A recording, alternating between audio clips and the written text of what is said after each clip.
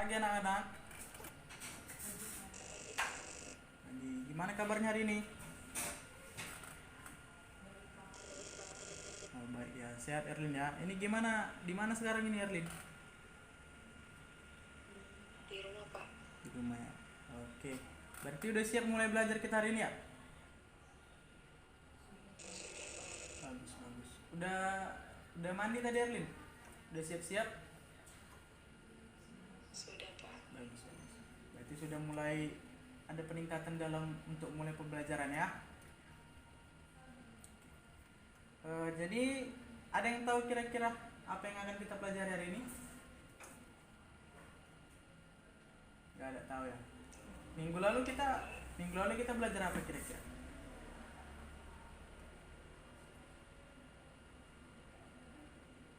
Kurang tahu, Pak. Oh iya. Lupa, Pak. Oke. Minggu lalu kita belajar tentang lembaga sosial. Belajar apa kita minggu lalu? Lembaga sosial, Pak. Oke, lembaga sosial. Jadi kita udah ada kira-kira yang baca hari ini? Belum, Pak. Belum baca juga ya. Jadi apa yang mau kita pelajari hari ini, masa kok nggak ada yang baca? Jadi nggak belajar apa-apa lah kita hari ini. Oke, oke. Jadi kita belajar hari ini itu tentang norma sosial. Ada kira-kira yang tahu apa itu norma? Apa aja kira-kira norma? Apa sih norma itu? Erlin? Nggak tahu, Pak. Nggak tahu ya. Tahu norma kesusilaan, norma... Nggak tahu, lupa lagi, Pak. Oke, jadi Bapak simpulkan ya, norma itu adalah sesuatu aturan yang ditetapkan oleh pimpinan sekitar untuk mengatur masyarakatnya menuju yang lebih baik. Oke, paham?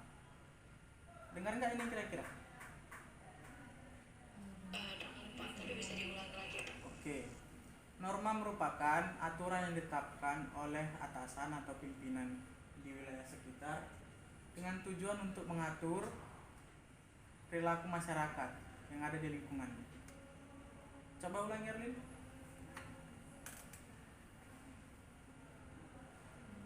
Norma adalah suatu aturan untuk mengatur di masyarakat, Pak. Oke, bagus, bagus, bagus. Berarti perhatikan tadi ya.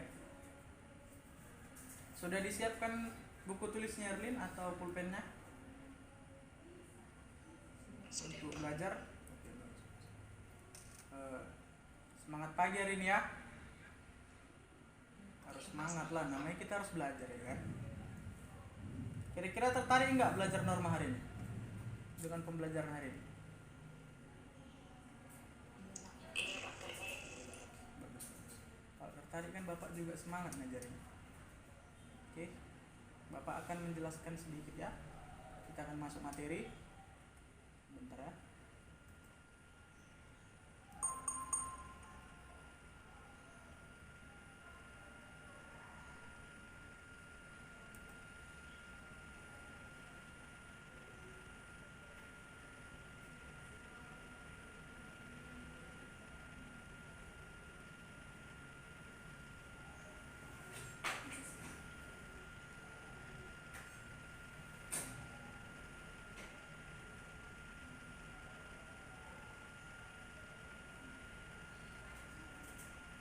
Bentar ya Erlin.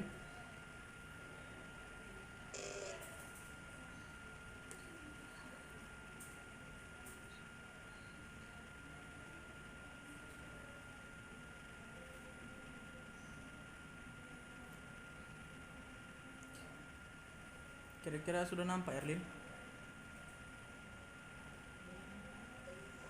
Belum nampak ya? Sudah, Pak. Sudah, Pak.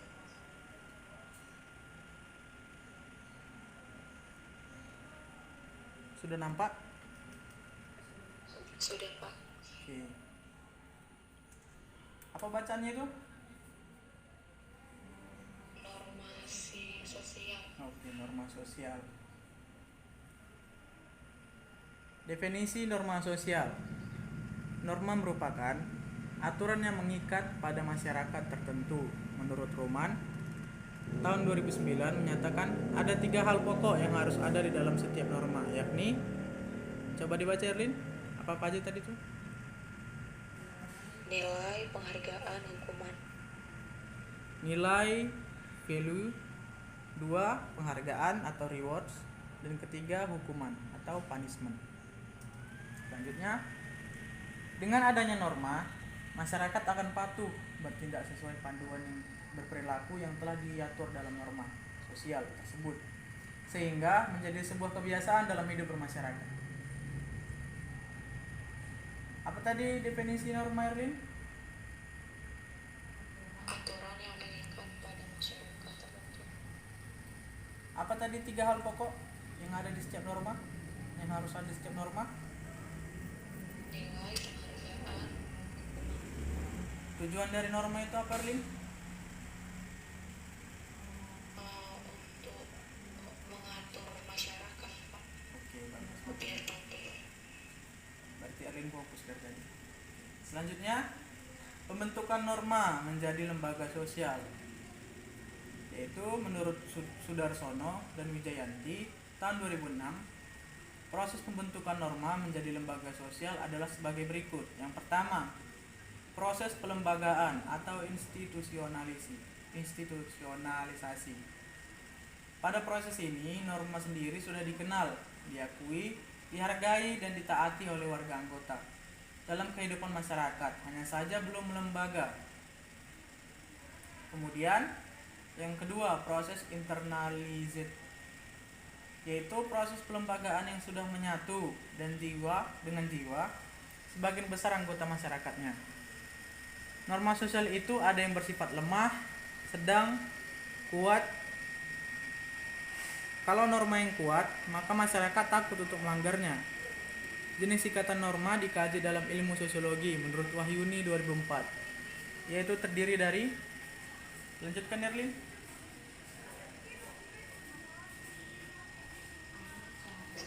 Cara atau usage, bagaimana terhadap cara tidak menimbulkan sanksi yang parah, penghinaan, ejekan, atau celaan dari orang lain. Oke, selanjutnya.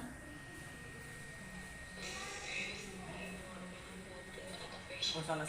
Ini nomor yang B. Ulangi Erlin.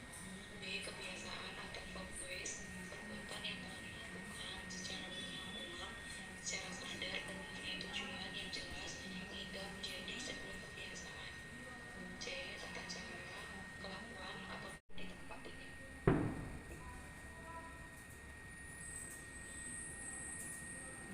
D. Adat istiadat atau custom, sekumpulan tata kelakuan yang paling tinggi kedudukannya karena bersifat kekal dan terintegrasi kepada masyarakat yang menganutnya. E. Norma hukum atau laws, serangkaian aturan untuk mengatur masyarakat yang berisi ketentuan-ketentuan pemerintah, kewajiban dan pelanggaran agar tercipta ketertiban dan keadilan. Norma hukum itu terdiri dari 2, tertulis dan tidak tertulis. Dan yang terakhir F.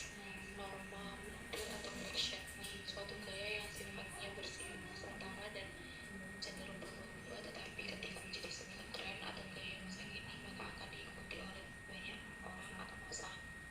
Mereka yang selalu suka mengikuti pergantian mode disebut orang yang modis. Oke, kita bahas satu-satu ini ya. Mulai dari cara atau usage. Penyimpangan terhadap cara tidak menimbulkan sanksi yang parah, palingan hanya ejekan atau celaan dari orang lain. Kira-kira contohnya seperti apa? Ada yang tahu? Apa perlakuan kita yang biasanya itu nggak dapat sanksi parah, paling cuma diejek-ejek aja, apa gitu kira-kira?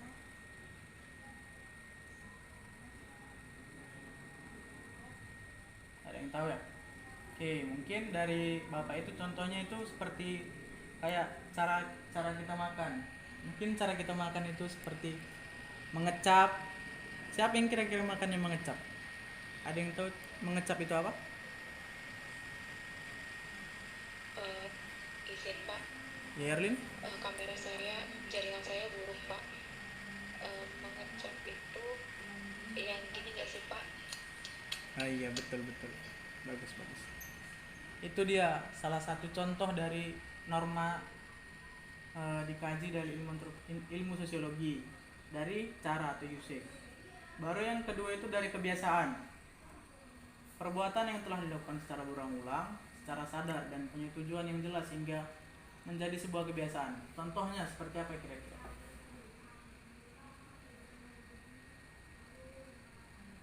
Ada yang tahu? Tidak tahu perbuatan secara seandainya makan pakai tangan kiri Pak. Iya betul. Itu salah satu perbuatan yang kita lakukan secara berulang-ulang, secara sadar. Kan ada juga orang yang makan dengan kidal ya kan. Jadi kan kita kan mengarahkan, karena tangan kiri itu biasanya digunakan untuk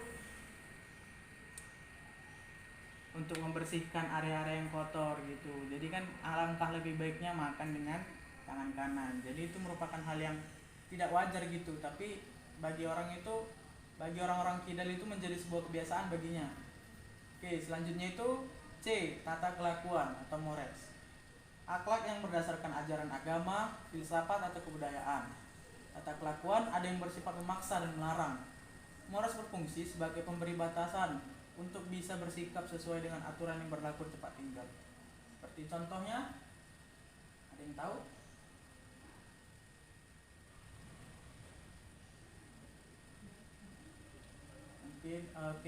Mungkin contohnya seperti zaman sekarang mungkin kita tengok kan banyak itu orang-orang yang pacaran. Zaman sekarang kan remajanya pacaran itu udah ke tempat yang aneh-aneh, dia udah berani dia membawa pacarnya ke rumah, sedangkan dia tidak mengetahui itu adalah perbuatan yang dilarang, atau dalam agama itu perbuatan yang dilarang atau bisa dibilang zina. Oke, mengerti Arlene? Masih kedengaran kan? Oke. Kemudian adat istiadat, sekumpulan tata kelakuan yang paling tinggi kedudukannya karena bersifat kekal dan terintegrasi kepada masyarakat yang menganutnya. Contohnya itu seperti upacara adat di suatu masyarakat. Jika melanggar, biasanya mereka akan dikucilkan. Jadi kalau misalnya adalah acara adat gitu, entah pesta tahunan yang wajib diikuti oleh masyarakat sekitar. Jadi kalau misalnya ada yang nggak ikut, itu biasanya mereka akan mengucilkannya atau tidak dikawani. Kalau misalnya bahasa sekarang itu dia lebih disingkirkan, dikeluarkan dari circle-nya gitulah. Oke, selanjutnya itu norma hukum atau laws. Serangkaian aturan untuk mengatur masyarakat yang berisi ketentuan-ketentuan, perintah, kewajiban, dan larangan agar terciptanya ketertiban dan keadilan. Norma hukum itu terdiri dari dua, tertulis dan tidak tertulis.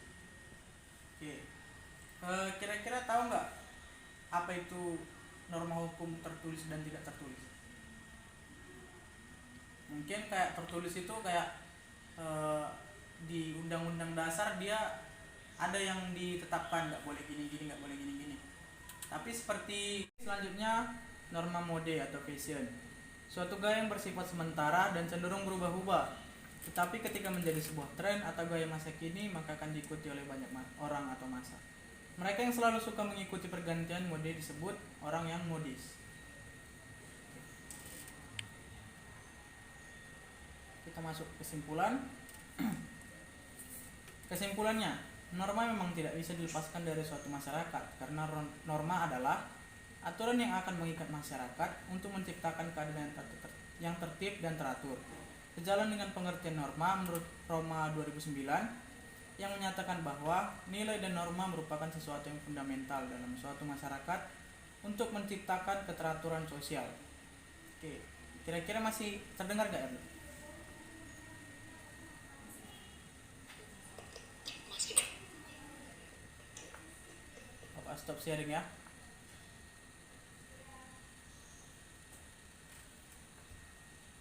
Kira-kira ada yang mau ditanya nggak mengenai materi hari ini? Tidak Pak. Tidak ya. Mengenai kesimpulan tadi bisa diulangi Erlin?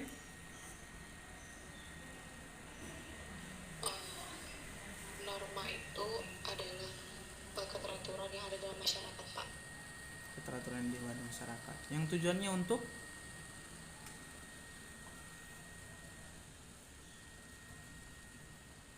mengatur kehidupan masyarakat Pak. mengatur kehidupan masyarakat menjadi lebih baik.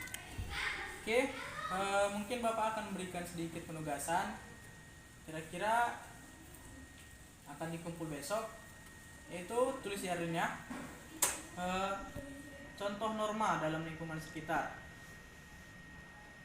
Contoh norma. Tadi ada berapa norma, Erlin? Ada A, B, C, D, F. Ada 5. 5, sekitar 5 dan 6 gitu. Kira-kira nanti contohnya yang ada di sekitar rumah lah. Itu nanti dibuatkan, ditulis, baru dijelaskan ya, Erlin ya.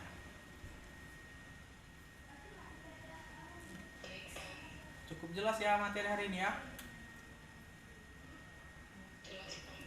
Oke, baik, akan Bapak tutup materi hari ini.